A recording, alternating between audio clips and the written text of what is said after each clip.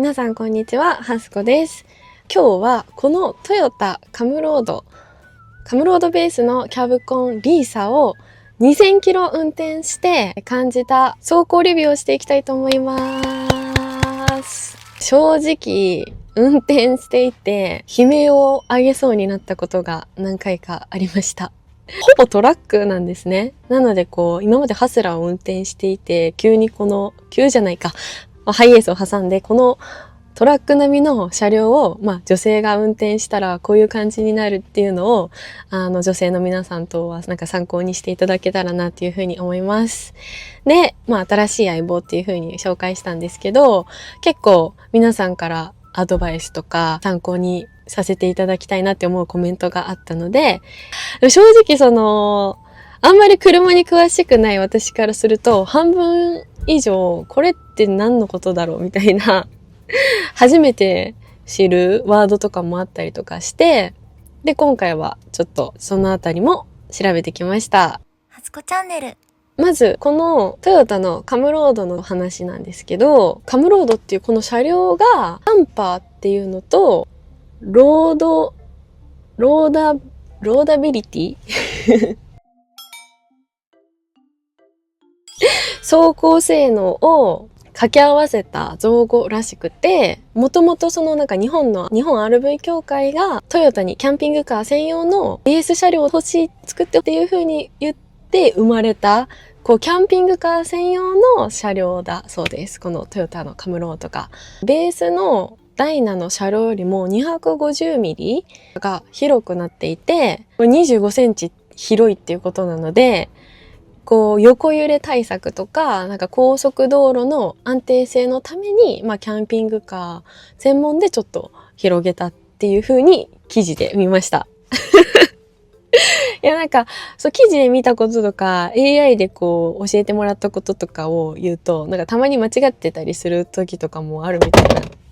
たいなんで、コメント欄で違ったら違うよって教えてください。なので、視聴者の皆さんもコメント欄とかも見ながら動画を見てもらえるといいなと思います。で、足回りもキャンピングカー専用の設計、リーフサスペンションとリアはダブルタイヤで、最初から重くて車高が高いことを前提に設計されている車両だそうです。ここまでね、聞いたら、じゃあ結構運転のこととか考えられてるのかなって、運転しやすいのかなって思うじゃないですか。でもね、現実は正直、そうじゃないなって思うところもありました。というわけで、早速走行レビューしていきたいと思います。はつこチャンネル。はい。で、まず、女子の皆さん分かってくださると思うんですけど、この駐車場を出る時の精算機。これがね、走行レビューではないかもなんですけど、やっぱりちょっと苦労するんですよね。ここのドアのミラーとちょっと出てるんで、それ分開けて剣の前に行くんで、遠いんですよね。腕も短いし。で、車高が高いから、低かったりとかしたら結構厳しいっていう。確実に届かないわ、これは。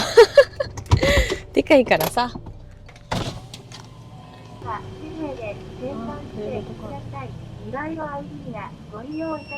いけた。事前生産とかがあったらいいんですけど。てか、こっち誰も来てなくない？出た！謎現象。2レーンあるのに、みんな左に並ぶから、は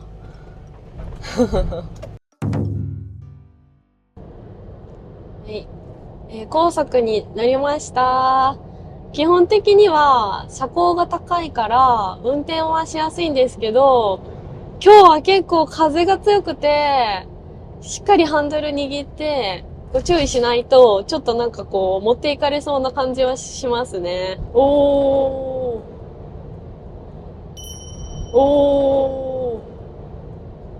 こんな感じで結構大きい車がスピード上げて抜かされたりとかすると、それも結構風を感じますね。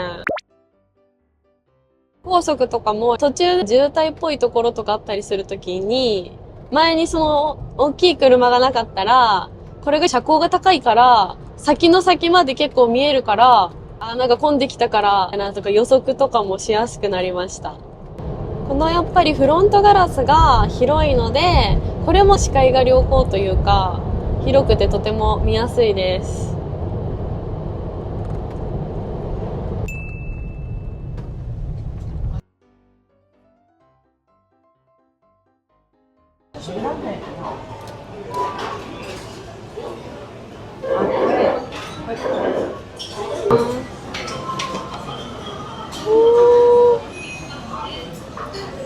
いただきます。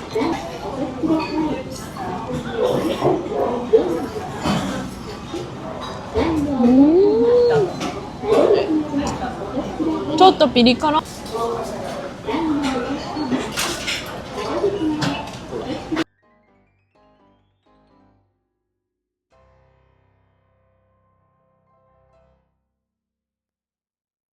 こういうセンターラインが引いてある一般道路はまだいいんですけど、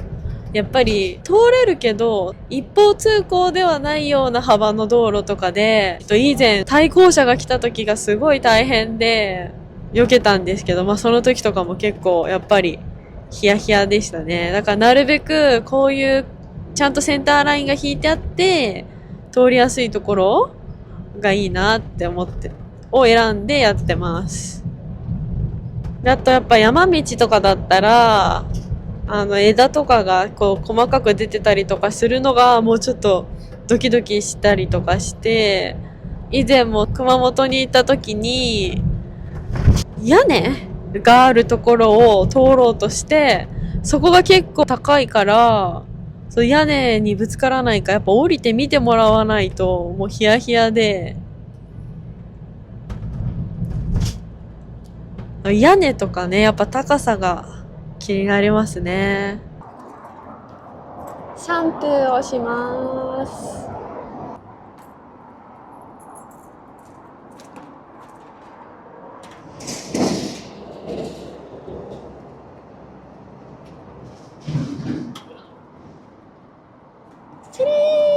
セルフ洗車は、なんかこう、ホースとかで自分でやるタイプやと思ってたんですけど、あの中なんで、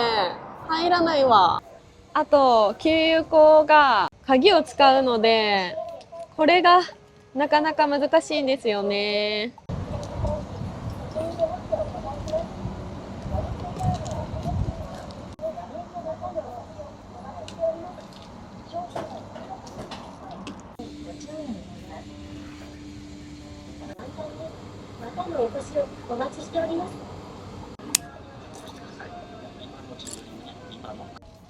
56リットル9000円でした。まあ結構入るけど、まあその分結構金額が毎回大きいかなっていう感じですね。初子チャンネル。はい。で、あとちょっとさっき取り忘れていたんですけれども、コンビニのね、駐車場とかも、だいたい広いところを狙ってはいくんですけど、やっぱり、駐車枠が広くても、切り返し何回かして入れたりとか、こう乗ってたらなんとなくわかるっていう感じではあるかなと思うんですけど、ちょっとその駐車に関しては、まあ3日目ぐらいでようやく慣れ始めたかなっていう感じで、ちょっと習得、なんか感覚をつかむのに時間がかかりました。で、最後はハンドルですね。まあ、結構大きめであるので、まあこう、やっぱりいつもよりも回す動作は大きかったりとか、ね、ハンドルカバーをね、つけた方がいいよとか、あとはハンドルスピナーをね、つけてみたらっていう声があったので、ちょっとその辺は確認して、つけてみたりしたいなっていうふうには思っています。でも本当に初心者すぎて、なんていうのかあるっていうのも知らなかったです。というわけで、2000キロ実際に鈴木女子が走った性能のレビューとかにはなってはないんですけど、まあ気づきというか、はい、レビューでした。まあやっぱり初心者の方は、私も結構そのハスラーからいきなりこの大きな車になったっていうわけではなくて、一回間にハイエースを挟んでて、しかもスーパーロングの方がちょっと長いので、これに対応できたんですけど、やっぱりこう、あんまり運転に慣れてなかったり、女性の方だと、ちょっとこう厳しいところはあるかなっていうふうに感じます。今まで山口とか田舎で走ってたので、広い道ばかりだったんですけど、やっぱり大阪に来て、狭い道が結構多くて、なんかセンターラインあるけど、やっぱ電柱とかがあったりとかすると、このサイドミラーが当たりそうで、結構怖かったりとかもあるんで、なんかそのまま走ってて大丈夫かなっていうような道もあったりするので、そうですね。でも慣れてはきたかなっていうところはあります。もう本当に広い道だったら全然楽だし、ちょっと車高のこと考えたりとか、ルートの不便さがあったとしても、やっぱり中の設備が素晴らしいので、そういう不便さを考慮しても、もうこのデメリットが霞むぐらい中が素晴らしいので、気にならないかなとは思います、ね。もうレンタルしてるっていうのもあるし、もう、本当だったらもうちょっと駐車券の時とかも、ハスラーとかだったらいつもあんな感じで取れないとか絶対ないんですけど、やっぱちょっと傷つくよりもちょっと離れて腕伸ばす方がいいやなって。それ後ろに迷惑かかるぐらいだったら、ちょっとまずいと思うんですけど、狭い道とか、ちょっと山っぽいところを走った時は、さすがにうわーって声が出そうに、悲鳴を上げそうになりながらも、無事、2000キロ走れました。特に、横風とちょっとハンドル取られないように、そういうところは気をつけながら走りました。燃費の検証もしてほしいっていうコメントとかもいただいたので、ちょっと燃費とかも、ハイエース、ハスラーとかで比べられたりとかしたらいいかなっていうのは思います。はい。というわけで、今後も、あとですね、ダイレクトカードさんで長期レンタルっていうことで、レンタルさせていただいてます。で、今後は、街乗りとか、近場はハスラーなんですけど、長期旅はこのリーサで旅をしていきたいなというふうに思っています。はい。というわけで、最後までご視聴いただきありがとうございました。